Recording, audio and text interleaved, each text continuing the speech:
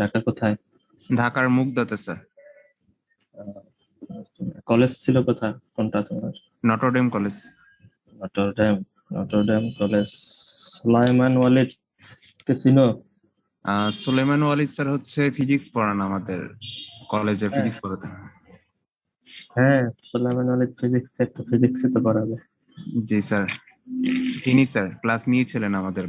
হ্যাঁ, একটু ওয়েট করো, তোমাদের এশিয়া।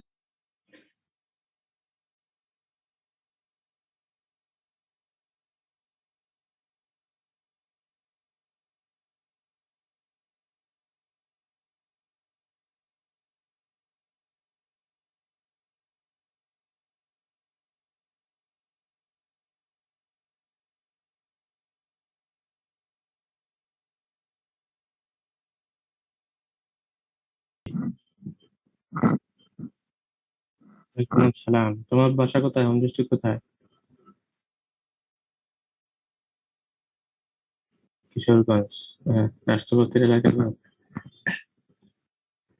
কত দূর রাষ্ট্রপতির বাসে তোমাদের থেকে? তাই?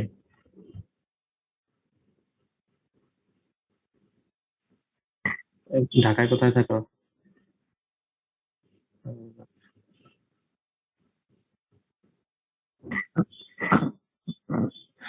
S M Sajjad. সাজ্জাদ, কি অবস্থা?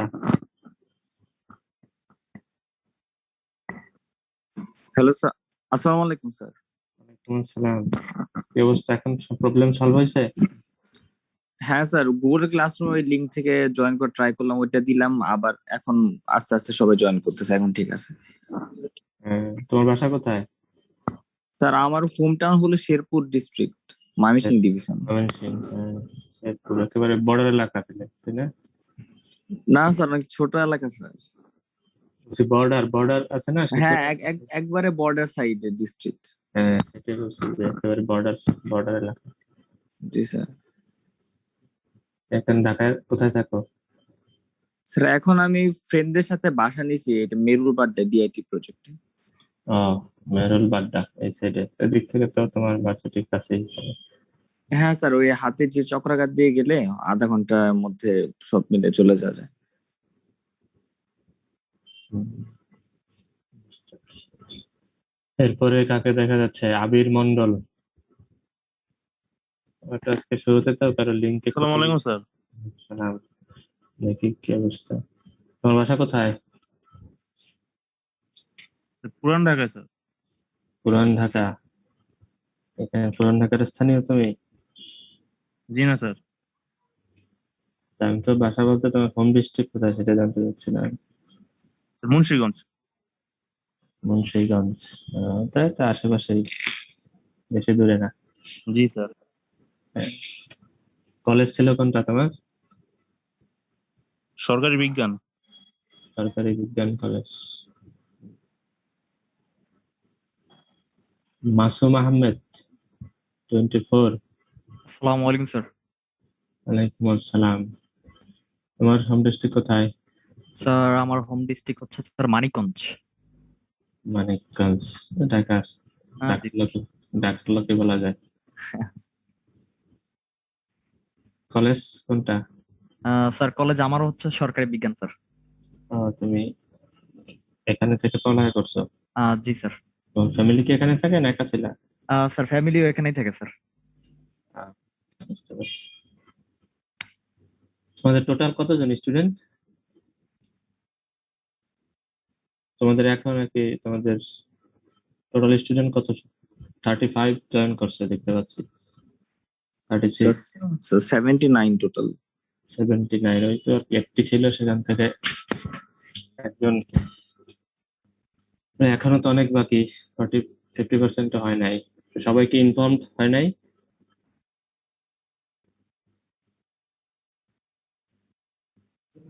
স্যার সবাইকে তো জানিয়ে দেওয়া হয়েছে 2 দিন আগেও, আবার আজকেও বলা হলো। স্যার আজকে হচ্ছে একটা গ্রুপে স্যার 5টা পর্যন্ত, 8টা থেকে 5টা পর্যন্ত ভাইবা ছিল তো স্যার, তো মনে হয় হচ্ছে অনেকে বাসে যেতে দেরি হয়, টায়ার্ড হয়ে গেছে, এই টাইপের কিছু হইতে পারে। তাই টায়ার্ড হয়ে গেছে, তাই এই জন্য তো বাসায় বসে তো ক্লাস করতে হবে, অত বেশি সমস্যা নাই।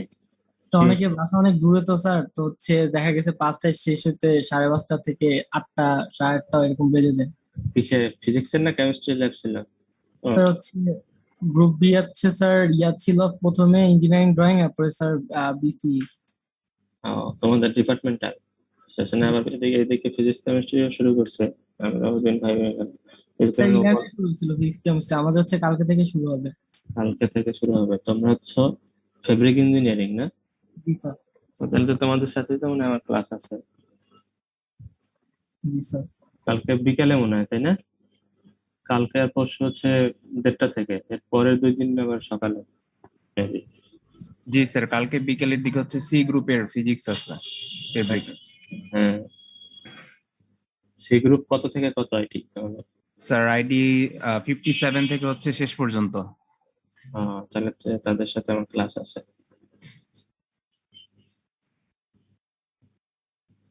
তোমরা হচ্ছে ওই তোমাদের অ্যাটেন্ডেন্সটা এই এখানে গুগলে না আর কি, এই জুমের চ্যাট বক্সে আইডি আর নামটা লিখে দাও, তাহলে এখান থেকে আমি করতে পারবো, ডাটা এক্সট্রাক্ট করতে পারবো। ঠিক আছে?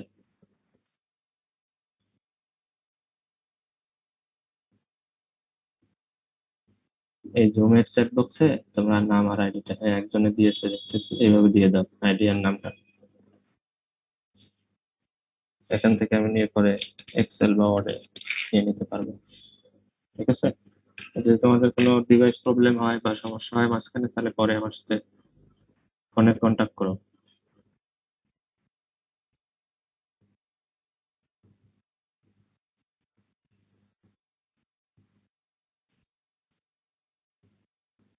আর তোমাদের আমি হচ্ছে তোমাদের পার্ট এটা কন্টিনিউ করবো, পার্ট বি কে নিচ্ছে তোমাদের? হেদার স্যার নিচ্ছে। হেদায়েত স্যার, দেখুন ফিজিক্সের চেয়ারম্যান স্যার আর কি। আর কি ক্লাস নিয়েছে নাকি এখনো স্টার্ট করেন নাই? স্যারের একটা ক্লাস হয়েছে, ইন্ট্রোডাক্টরি ক্লাস, তারপরে এখনো আরো হয়নি। হ্যাঁ, ওই রকমই সবাই। আমিও একটু ইন্ট্রোডাক্টরি তো শুরু করা দরকার, আর নয়তো একেবারে ডিসকানেক্ট থেকে যায়, সে কারণে শুরু করতে হবে। সে কারণে নিয়ে আর কি সবারই একটা একটা করে আর কি ইন্ট্রোডাক্টরি। আজকে আরো দুজনের সাথে নিলাম আর কি, ওদের সাথে এখন আর কি 8 নাম্বার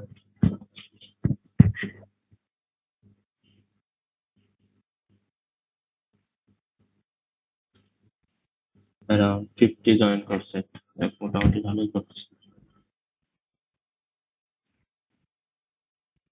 তোমাদের সিআর কয়জন? স্যার 3 জন। 3 জন? আমার সাথে একজনের সাথে আছে না, আর একজন থাকলে ভালো, কন্টাক্ট ইনফরমেশন থাকলে। অনেক সময় দেখা যায় একজনকে পাওয়া যায় না, আর একজনের সাথে কন্টাক্ট করা যায়। তো তোমরা যে কোনো অন্য 2 জনের যে কোনো একজন আমাকে একটু ফোন নাম্বার দিও বা আমাকে কল করো, আমি তখন সেভ করে রাখবো। ঠিক আছে?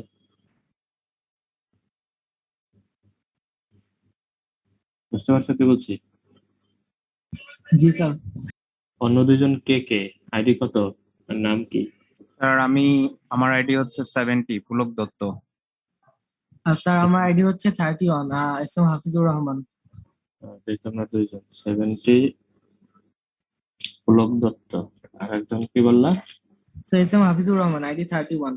31, 70 আর 31 আর অন্য 2জন। আচ্ছা, তোমরা একটু তাহলে আমার সাথে কন্ট্যাক্ট নাম্বার ট্রাই করে রেখো, ওই সাদাতের কাছ থেকে নাম্বার নিয়ে। অন্যরাও নাম্বার নিয়ে নিও, যদি তোমাদের কোনো প্রবলেম থাকে কন্ট্যাক্ট করতে পারো। কিন্তু আমার কাছে ওদের নাম্বারটা সেভ থাকলে হবে যে আমি ওদের মাধ্যমে তোমাদের সবার সাথে কন্ট্যাক্ট করতে পারবো কোনো দরকার হলে। বুঝতে পারছো? জি স্যার। তো এখন মানে আমরা স্টার্ট করি। 50 অলরেডি জয়েন করছে, অন্যরা আস্তে আস্তে জয়েন করবেন, সমস্যা নেই। ঠিক আছে? তো আমি হচ্ছে মাহমুদ হাসান। ঠিক আছে? তোমাদের এই যে ফিজিক্স এর পার্ট 1 এটা কন্টিনিউ করব। আমি এমনিতে শাহজালাল বিজ্ঞান প্রযুক্তি থেকে হচ্ছে অনার্স মাস্টার্স করেছি এবং এমফিল করেছি বুয়েট থেকে।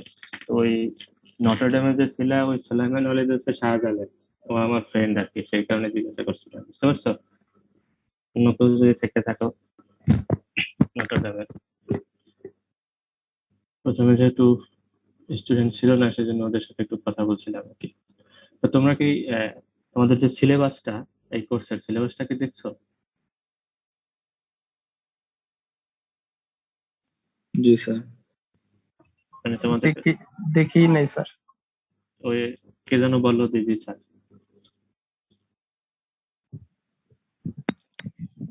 স্যার ওইভাবে দেখা হয়নি স্যার, আর কি একটু দেখালে ভালো হয়।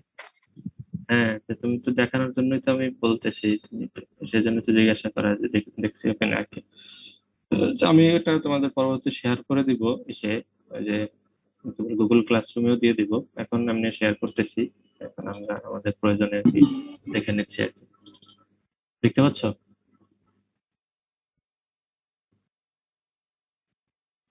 জি স্যার। শেয়ার করছি, তোমরা কি দেখতে পাচ্ছ? জি স্যার, দেখা যাচ্ছে। জি স্যার। জি স্যার।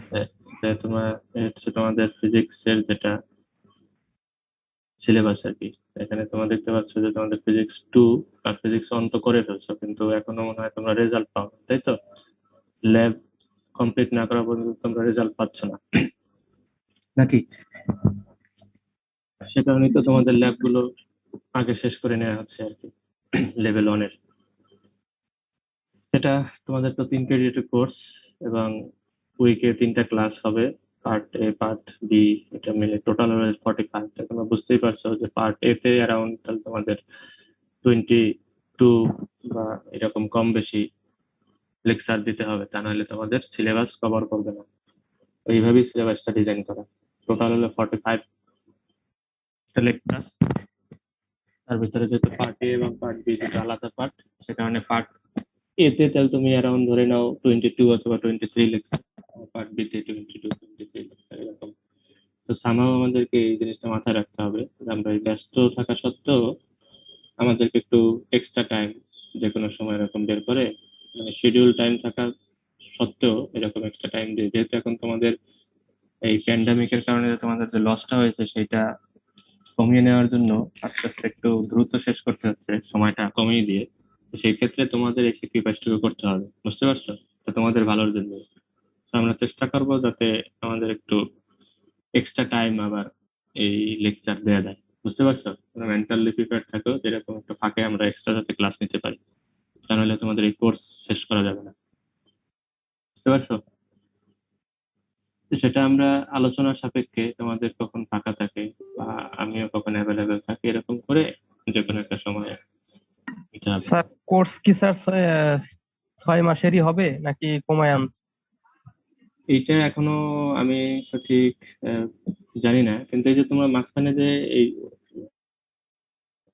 মানে তোমাদের এগুলো তোমাদের কিছু ক্লাস আবার এদিকে মিস যাচ্ছে, তোমরা ব্যস্ত থাকছো, আমাদের ওভারল্যাপ হচ্ছে, তো তখন ওইদিকে আবার জ্যাম, তখন একটু ক্লাস বাড়তি করতে হবে না তোমাদের?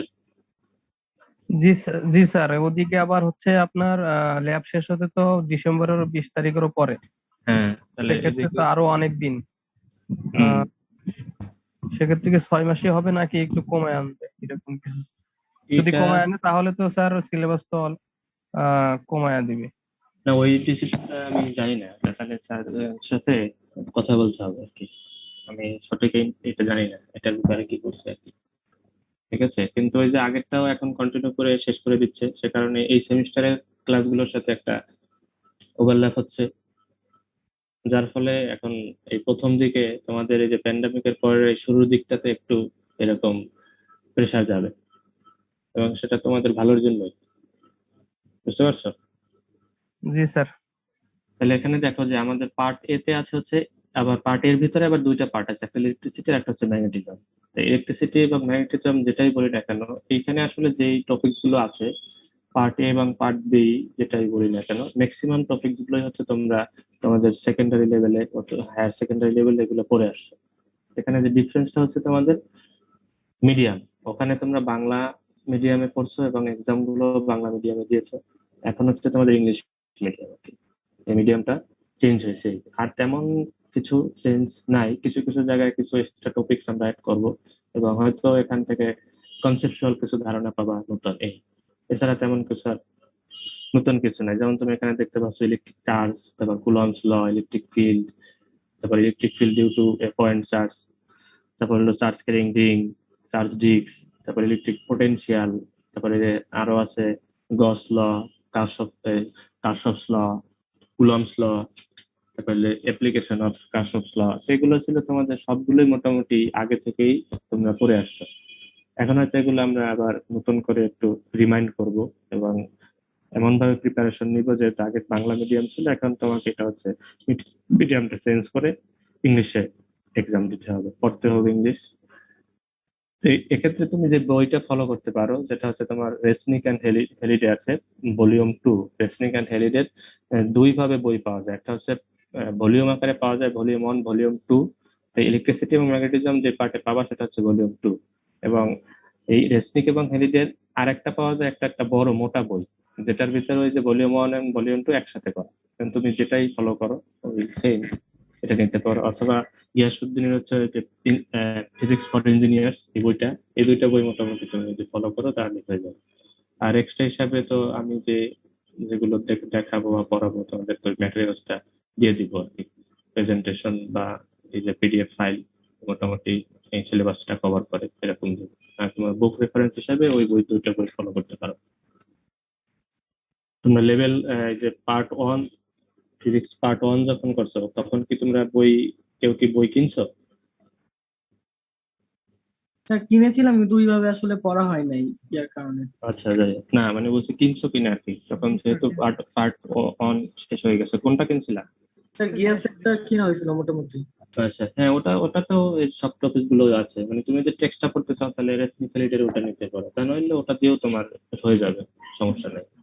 আর সাথে তো আমি বা স্যার যেটা নিচ্ছেন এক্সট্রা যে দরকার যেগুলো সেগুলো তো একটা তোমাদের দিয়ে দিব, ম্যাটেরিয়ালস পিডিএফ ফাইল দিয়ে দিব, ঠিক আছে? জি স্যার। এই ছিল আমাদের সিলেবাসের আলোচনা, যে আমাদের কি কি আছে। সিলেবাসটাও আমি তোমাদের সাথে শেয়ার করে দিব, এখান থেকে তাহলে তোমাদের পড়তে দেখে নিতে সুবিধা হবে যে কি কি টপিকস কভার করতেছে।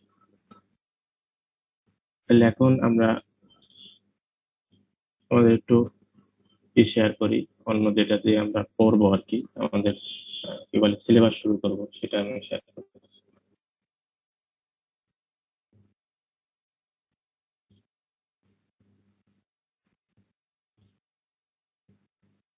দেখতে পাচ্ছ? জি স্যার। জি স্যার।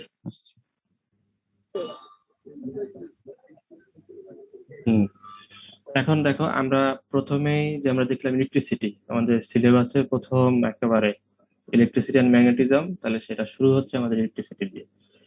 সেক্ষেত্রে ইলেকট্রিসিটি হচ্ছে কি আমাদের তড়িৎ। তড়িৎ বলতে আমরা কি বুঝি,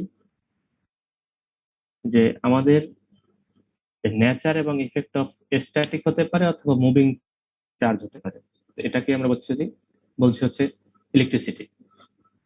এখন এই ইলেকট্রিসিটির হচ্ছে তোমার দুটো পার্ট থাকবে, টাইপস। একটা হচ্ছে আমার স্ট্যাটিক ইলেকট্রিসিটি এবং অন্য একটা হচ্ছে current electricity. Static electricity means হচ্ছে স্থির তড়িৎ, তোমরা এই সেকেন্ড পার্টে করেছো তোমাদের ইন্টারেস্ট।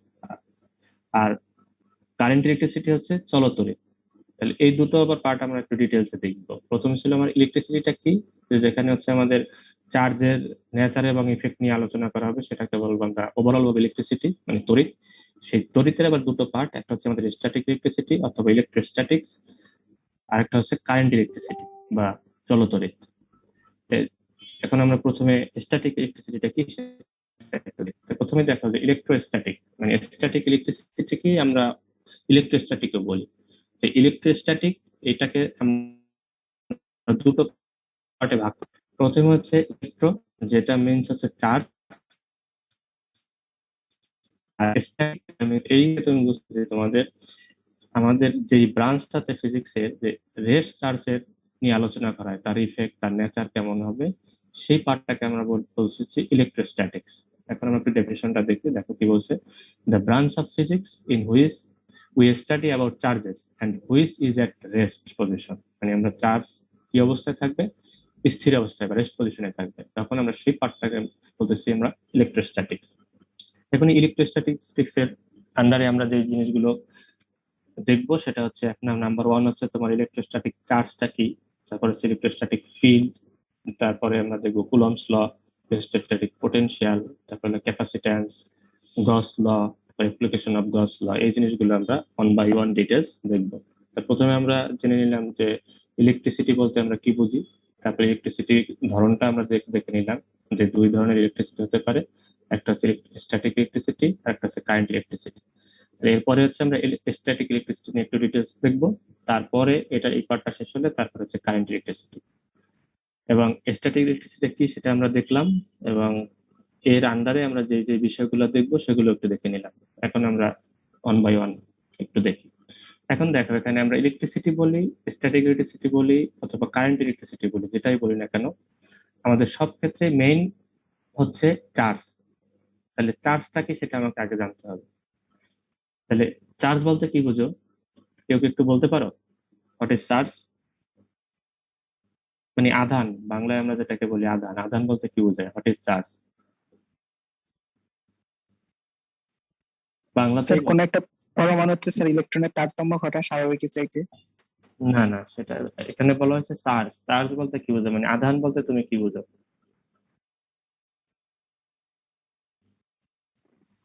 স্যার এটা কোন একটা পার্টিকুলার প্রপার্টি বা ক্যারেক্টারিস্টিক। এরকম বললে হয় কোন একটা পার্টিকেল?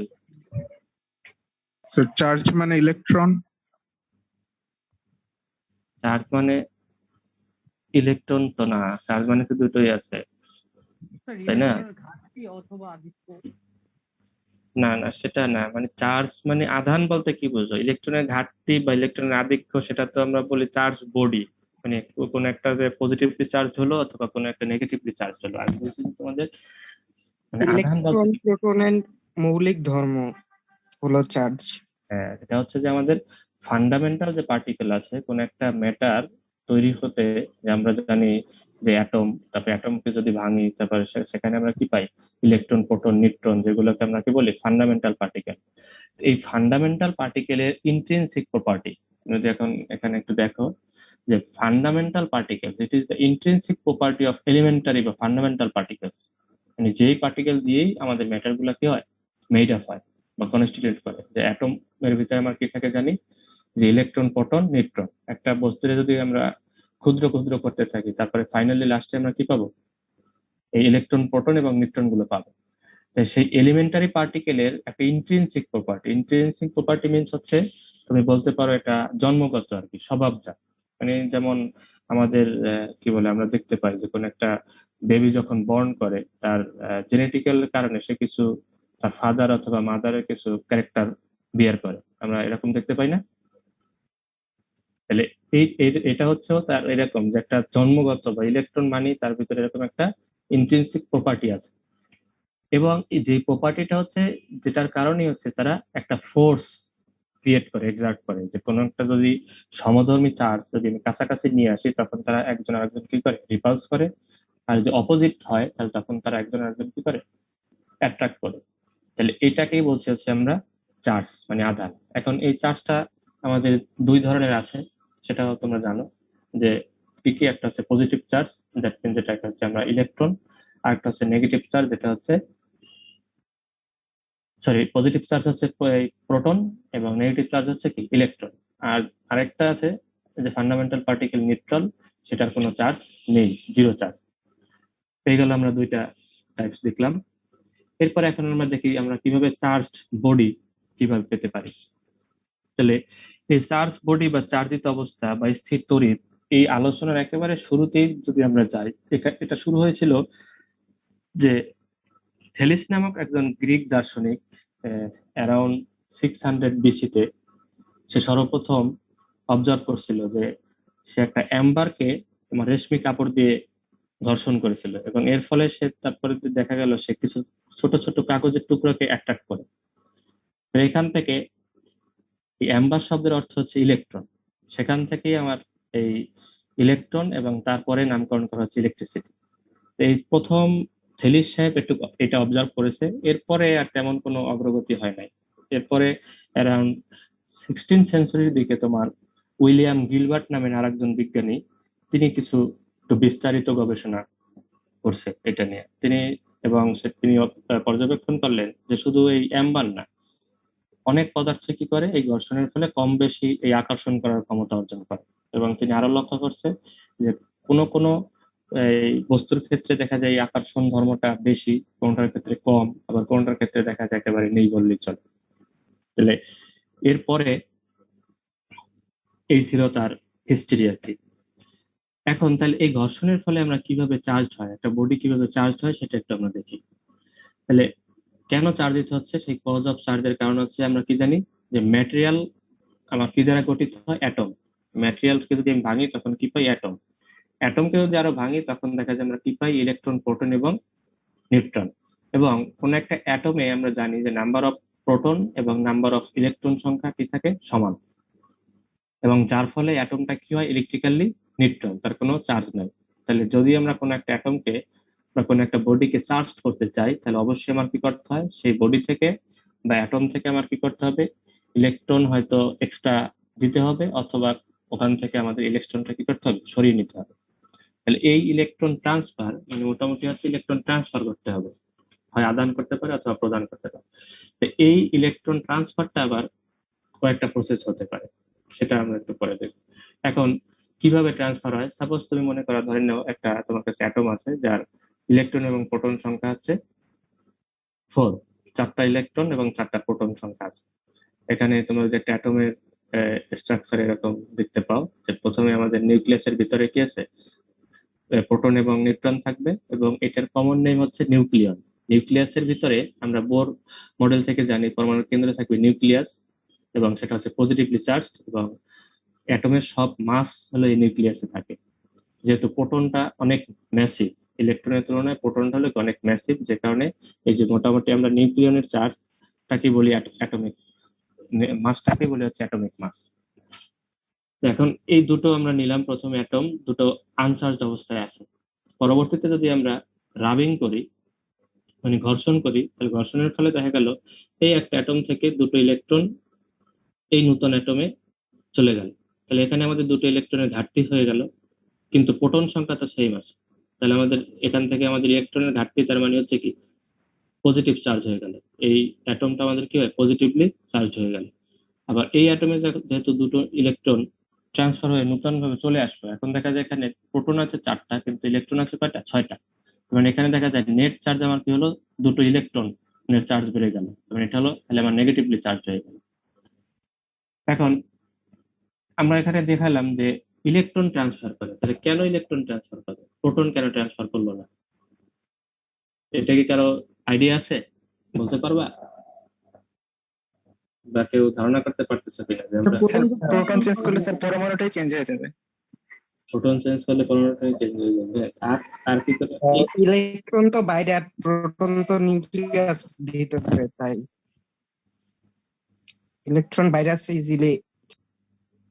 হ্যাঁ এটা কিছুটা ইজিলি কেন, তাহলে এটা একটু বলতে পারো, ইজিলি কেন ইলেকট্রনটা বাইরে আছে বললা যে ইজিলি, এটা তো নর্মাল কথা হয়ে গেল। তুমি একটু বিজ্ঞান মানে সায়েন্স দিয়ে ব্যাখ্যা করো যে ইজিলি কেন ইজি হলো, প্রোটন বের করে নিতে আমার কেন কঠিন, ইলেকট্রন বের করে নিতে বা ট্রান্সফার করতে ইজি কেন?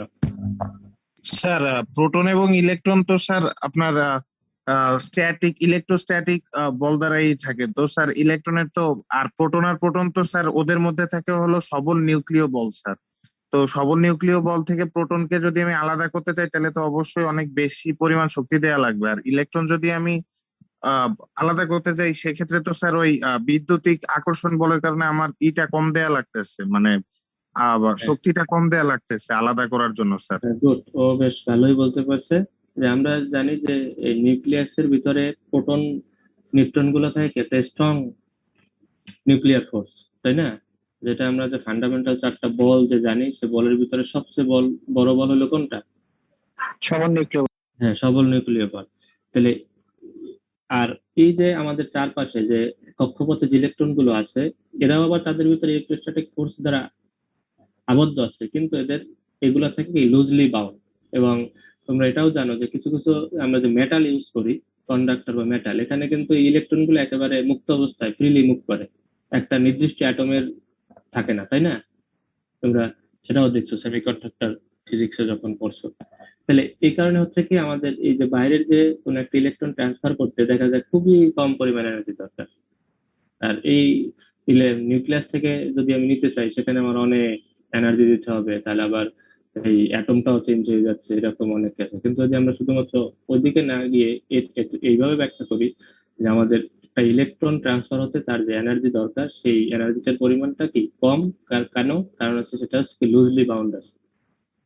এই নিউক্লিয়াসের সাথে ইলেকট্রন গুলো কি করে, খুব লুজলি বাউন্ড আছে। এবং এই যদি আমি কক্ষপথের রেডিয়াস বাড়তে থাকে তখন তার এই বলের মানটাও তখন আস্তে আস্তে করে আরো কমতে থাকে।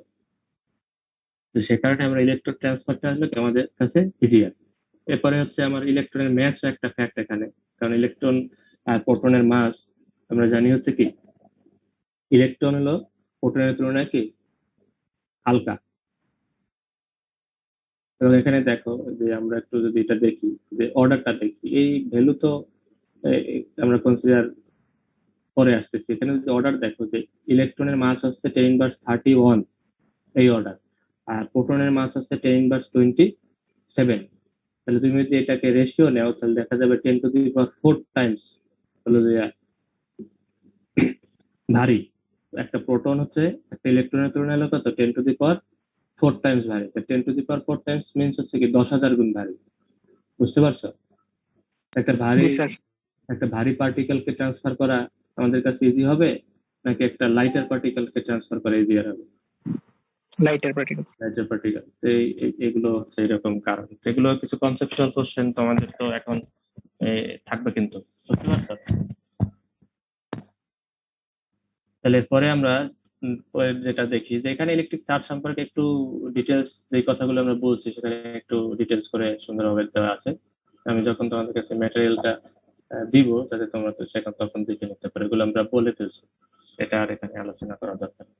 এরপরে যে আলোচ্য বিষয় যেটা হচ্ছে আমাদের যে বেসিক প্রপার্টি এই যে ইলেকট্রিক চার্জ, যেহেতু আমরা স্ট্যাটিক বলি আর হচ্ছে কারেন্ট ইলেকট্রিসিটি যেখানেই বলি না কেন আমাদের চার্জটাই হচ্ছে মেইন, চার্জ নিয়ে আলোচনা করবো। সেখানে আমাদের চার্জের যে বিষয়গুলো একটু আগে আমরা জেনে নিতে হচ্ছে।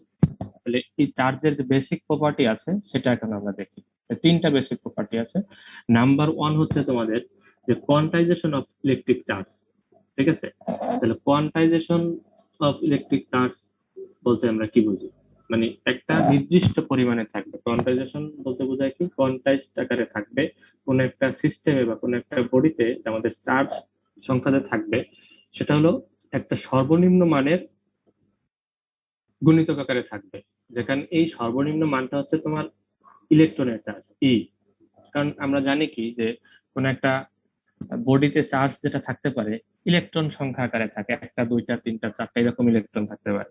কিন্তু মানে 1.5টা ইলেকট্রন বা 2.5 ইলেকট্রন বা 3.5টা 3.5 ইলেকট্রন এরকম তো কোনো একটা চার্জ বডিতে থাকবে না, কারণ ইলেকট্রন তো ভগ্নাংশ আকারে থাকবে না। একটা ইলেকট্রন কি থাকবে 1টা 2টা 3টা এরকম থাকতে পারে। তাহলে যে কারণে এই এন এর ভ্যালুটা হচ্ছে আমাদের ইন্টিজার, সেটা হতে পারে 1 2 অথবা 3, কিন্তু কখনোই তোমার ভগ্নাংশ হবে না। 2.5 মনে করো এরকম এরকম আকারে কোনো নাম্বার অফ ইলেকট্রন থাকবে না। এটি হচ্ছে আমাদের quantisation of electron, sorry charge. মানে চার্জটা কোনো একটা সিস্টেমে অবশ্যই সে কি থাকবে কোয়ান্টাইজড আকারে থাকবে, এবং সেই কোয়ান্টাইজড আকারে থাকার পরিমাণটা হচ্ছে যে আমাদের কি টোটাল চার্জের পরিমাণটা Q is equal to N E, একটা নির্দিষ্ট মানের গুণিতক আকারে থাকবে। সেই নির্দিষ্ট মানটা হচ্ছে কি আমাদের ইলেকট্রনের চার্জ, কারণ এর থেকে তো আর কম হতে পারবে না। একটা ইলেকট্রন আমরা জানি ফান্ডামেন্টাল পার্টিকেলই থাকে অ্যাটমের ভিতরে বা কোন একটা বস্তুর ভিতরে অবজেক্টের ভিতরে, এবং তাকে যদি আমরা মাইক্রোস্কোপিক্যালি চিন্তা করি তাহলে সেখানে আমরা পাবো হচ্ছে ইলেকট্রন প্রোটন আর হচ্ছে কি নিউট্রন। আমরা ইলেকট্রন এবং প্রোটনের চার্জ সংখ্যা তো সেম। আর আমরা ইলেকট্রিসিটিতে আমরা মেইনলি কি নিয়ে আলোচনা করব, ইলেকট্রনের মুভমেন্ট। ইলেকট্রন কি স্ট্যাটিক অবস্থায় আছে নাকি মুভমেন্ট অবস্থায় আছে? স্ট্যাটিক অবস্থায় থাকলে আমাদের কি ধরনের প্রপার্টি শো করে, আবার মুভমেন্ট অবস্থায় মুভিং অবস্থায় থাকলে আমাদের কি প্রপার্টি শো করে। তাহলে যে কারণে হচ্ছে আমাদের কি থাকবে চার্জটা যে থাকবে সেটা থাকবে একটা এই কোয়ান্টাইজড আকারে থাকবে, Q is equal to N E. এরপর হচ্ছে number 2 conservation of electric charge. মানে কনজারভেশন মিন্স হচ্ছে নিত্যতা। তোমরা অনেক ধরনের নিত্যতা পড়ছো, শক্তির নিত্যতা সূত্র, ভরবেগের নিত্যতা সূত্র, এগুলোর দিকে আসবে।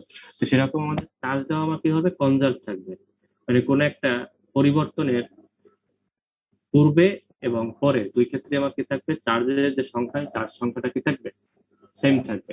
এখন যেমন ধরো এখানে আমরা যদি দেখি যে ইউরেনিয়াম 238, তোমরা এটা জানো, এটা একটা হলো যে রেডিওঅ্যাক্টিভ নিউক্লিয়াস, মানে এটা স্টেবল না, এরা আমার কি করে, চেঞ্জ হয়ে যায়, স্থির থাকতে পারে না, যেহেতু এরা স্টেবল না, কারণ এদের নিউক্লিয়াসে অনেক ভারী হওয়ার কারণে এখানে দেখা যায় ওদের যে স্ট্রং নিউক্লিয়ার ফোর্স, এর থেকে প্রোটন যে রিপালসিভ ফোর্সটা বেশি থাকে, যে কারণে ওরা স্টেবল থাকে না। তাহলে ওরা যখন ডিকে করে, তখন ইউরেনিয়াম 235 স্টেবল হওয়ার জন্য কি করে, ভেঙে যায়। ডিকে করে ও কি করে, প্রথমে একটা থোরিয়াম নিউক্লিয়াস গঠন করে, আর একটা হলো হিলিয়াম নিউক্লিয়াস। এখন তোমরা এখানে দেখতে পাচ্ছ যে ডিকে করার পূর্বে তার টোটাল চার্জ ছিল হচ্ছে কি 92, ডিকে করার পূর্বে থোরিয়ামে আছে 90, প্লাস হচ্ছে হিলিয়ামে আছে কত, 2। তাহলে আমরা যদি দুইটা অ্যাড করি, অ্যাড করলে 90 প্লাস 2 করলে আমরা কি পাবো, 92। তাহলে আমরা দেখলাম যে ডিকে করার পূর্বেও চার্জ হচ্ছে 92 এবং ডিকে করার পরেও চার্জ হচ্ছে কি 92। তাহলে এখানে আমাদের চার্জটা কি হয়েছে, কনজার্ভড অবস্থায় আছে। এরকম তোমরা যে ইউরেনিয়াম 235 দিয়ে যে আমাদের ফিশন রিঅ্যাকশন হয়, সেখানেও এরকম চার্জ কনজার্ভ হয়। তারপর হচ্ছে আমরা যে পেয়ার প্রোডাকশন, যে একটা গামারে যখন একটা নিউক্লিয়াসের পাশ দিয়ে অতিক্রম করে, তখন দেখা যায় গামারে দুটো পার্টিকেল, একটা হচ্ছে ইলেকট্রন আর একটা হচ্ছে পজিট্রন তৈরি করে। যে গামার এটা পরিবর্তন হয়ে আমাদের কি হয়, গামার কোনো চার্জ নাই, নিউট্রাল চার্জ, তাহলে সে পরিবর্তনে আমাদের একটা ইলেকট্রন তৈরি করে, যেটা হচ্ছে মাইনাস, আর একটা তার এন্টি পার্টিকেল তৈরি করে, পজিট্রন। তাহলে সেটার চার্জ হচ্ছে কি প্লাস। আমরা যদি এখানে এখন আবার টোটাল চার্জের কথা হিসাব করি, এখানে হচ্ছে একটা হলো মাইনাস, একটা হচ্ছে প্লাস, টোটাল চার্জ আমার কি হয়ে যাবে, 0। মানে এবং গামার যেটা আছে সেটার ইনিশিয়ালি চার্জ ছিল কি 0, এরকম চার্জ আমার কি হয়, কনজার্ভ হবে। এটা ছিল আমার কনজারভেশন অফ চার্জ। নাম্বার 3 যেটা, সেটাকে আমরা বলি অ্যাডিটিভ নেচার অফ চার্জ।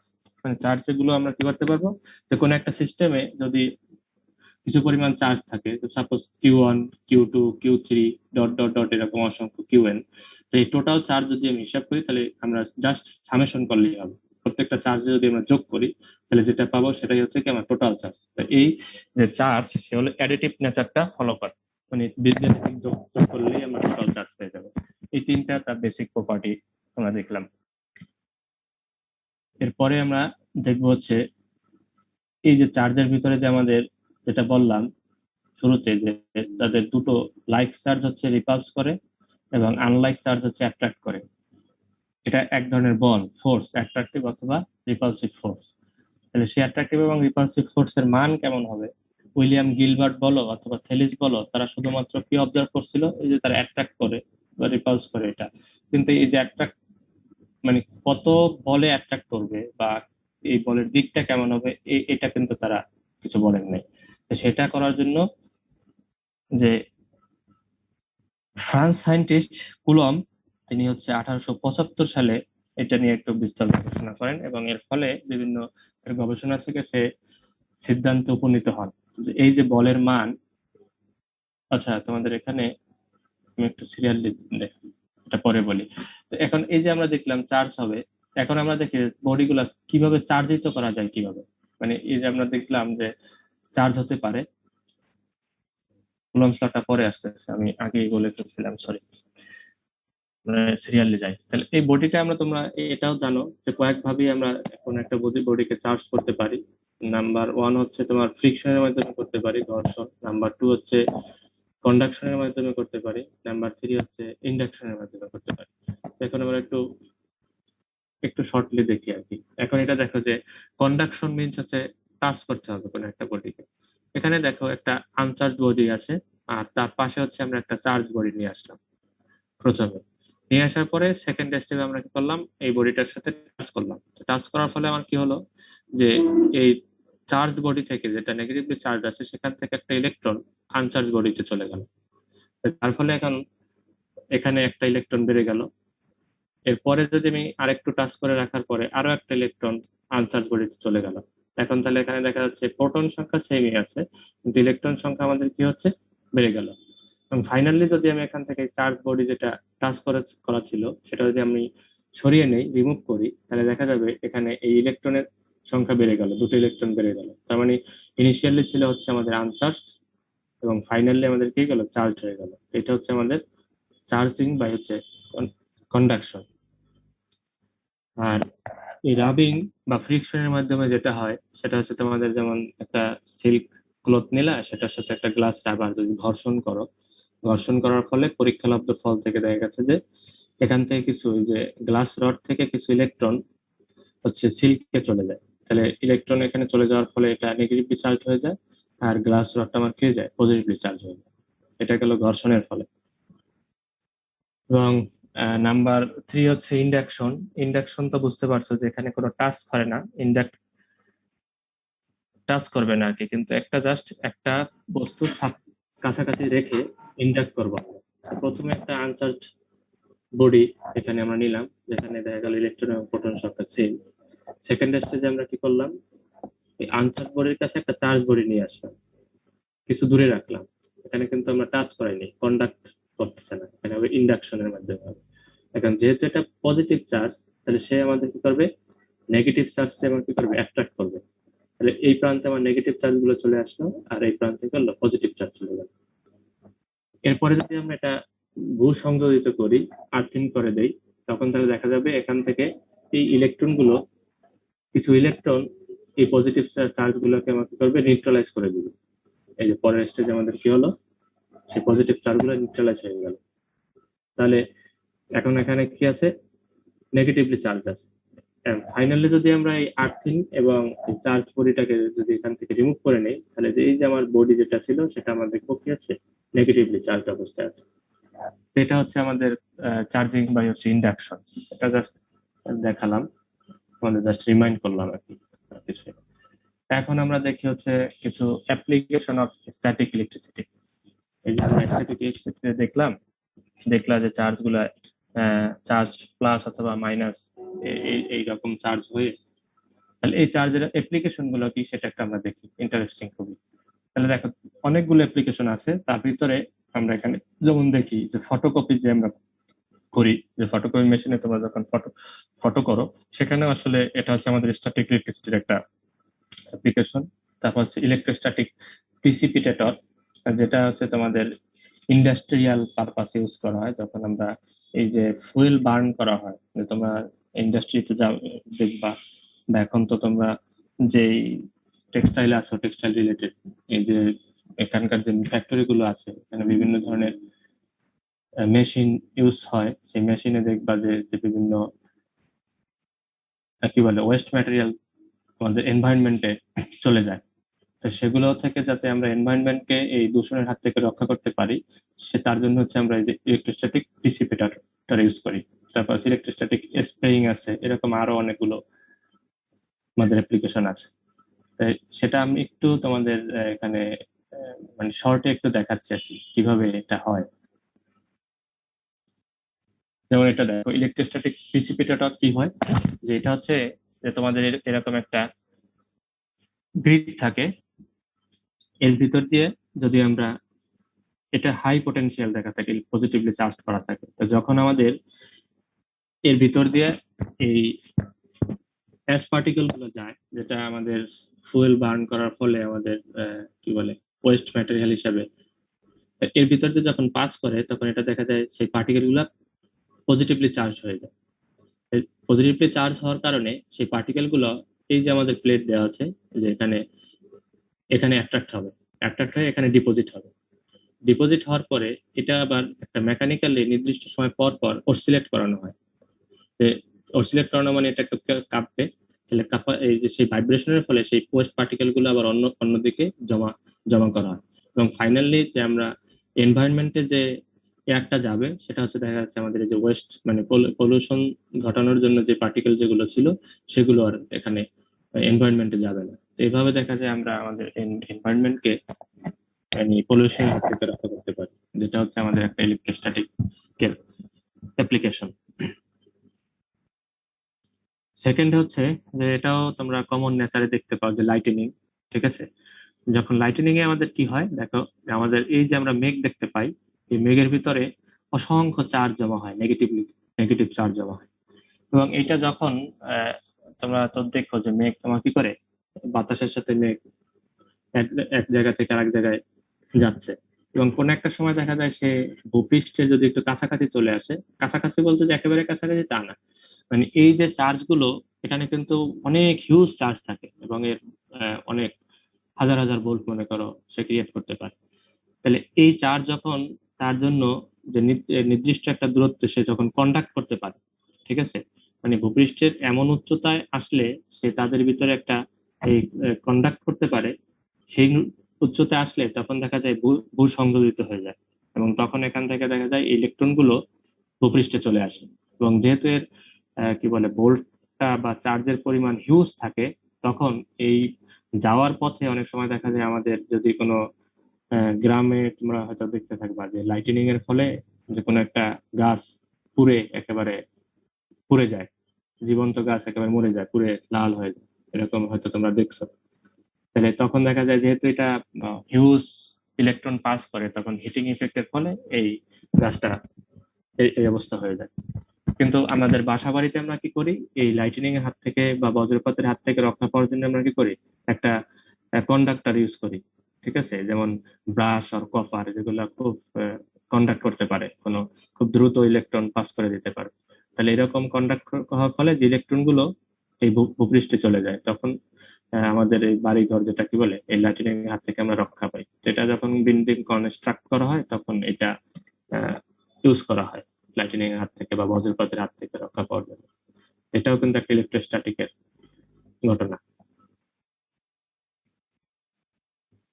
এরপরে দেখো তোমরা ইলেকট্রোস্ট্যাটিক পাউডার কোটিং বলে আছে, যেমন আমরা বিভিন্ন সময় তোমরা দেখবা যে স্প্রে করে আমরা রং করি, কালার করি, এরকম, সেটাও কিন্তু ইলেকট্রোস্ট্যাটিক। এখানে আমাদের কি হয় দেখো, এখানে একটা কম্প্রেসড এয়ার থাকে, আর এখানে যেটা বি পার্ট সেটা হচ্ছে তোমাদের পাউডার হপার, মানে এখানে যে পাউডারটাকে আমি স্প্রে করব সেটা থাকে।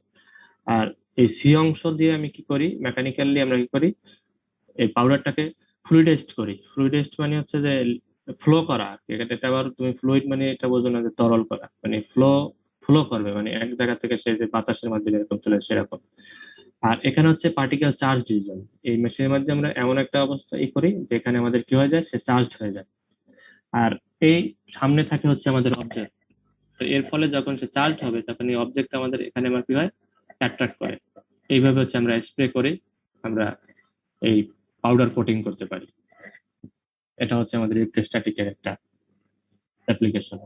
এরপরে দেখো তোমরা ইঙ্কজেট প্রিন্টার আছে, তোমরা যে প্রিন্টার গুলো ইউজ করো এগুলো ইলেকট্রোস্ট্যাটিক। এখানে তুমি বিভিন্ন পার্ট দেখতে পাচ্ছ। এখানে যেন একটু শর্টলি যদি বলি, এখানে তোমাদের এরকম একটা পজিটিভলি চার্জড দেয়া থাকে, এবং এখান থেকে যখন এই গান থেকে চার্জ গুলো যখন বের হয় তখন আমাদের কি হবে, এখানে এসে ডিফ্লেক্ট হবে, এমন ভাবে ডিফ্লেক্ট হবে, এই যে কম্পিউটার আউটপুট থাকে এই আউটপুটে একটা তোমার সিগন্যাল দেয়া থাকে, মানে আমাদের যে কি বলে যে অ্যালফাবেট গুলো আছে, তাহলে ওই রকম সে একটা ডিফ্লেকশন হবে ওইভাবে, যেইভাবে অ্যালফাবেটটা আছে তাহলে কম্পিউটার আউটপুট এমন ভাবে দিবে সে ওইভাবে এখান থেকে আমাদের চার্জগুলো ডিফ্লেক্ট হয়ে যাবে। ডিফ্লেক্ট হওয়ার ফলে তখন এখানে একটা পেপার দেওয়া থাকে, পেপারের উপরে সে এসে অ্যাট্রাক্ট হবে, যেইভাবে ডিফ্লেক্ট থাকবে সেইভাবে এখান থেকে এই ইঙ্ক গুলো এখানে এসে অ্যাড হবে। এর ফলে আমরা দেখা যায় পরে তো আরো কিছু মেকানিজম আছে, যে আমার যে কালারটা বা পাউডারটা এসে অ্যাড হলো, অ্যাড এর পরে এখানে স্থায়ী করার জন্য যে আমরা রোলার মেশিনের ভিতর থেকে পাস করাই, যার ফলে কাগজের উপরে আমাদের এই ইঙ্ক গুলা কি হয়ে যায়, একেবারে পারফেক্টলি লেগে যায়। তো এটা হচ্ছে আমাদের ইলেকট্রোস্ট্যাটিক এর অ্যাপ্লিকেশন। এরপরে যেটা আমি আগে শুরুতে বলে ফেলছিলাম যে এই যে ফোর্সের ভ্যালুগুলো, এই ফোর্সের ভ্যালুটা এবং ডিরেকশনটা কি হবে সেটা আমরা নির্ধারণ করি হচ্ছে কুলম্বস ল দ্বারা। তোমরা কি আজকে তো সময় শেষ, তাই না? হ্যালো, জি স্যার। জি স্যার। রাত অনেক হয়ে গেছে, তাহলে আজকে আমরা এই জায়গায় শেষ করি। নেক্সট দিন আমরা কুলম্বস ল এবং এর যে ম্যাথমেটিক্যাল প্রবলেম এগুলো সলভ করব, ঠিক আছে, নেক্সট ক্লাসে। জি স্যার, এটাই করেন। জি স্যার। জি স্যার, ঠিক আছে স্যার। হ্যাঁ, আর সবাই তো অ্যাটেন্ডেন্স দিয়ে দিয়েছো নাকি? জি স্যার। তাহলে অ্যাটেন্ডেন্স স্যার এই স্লাইডটা আর রেকর্ডটা কি গুগল ক্লাসরুমে দিয়ে দেওয়া হবে?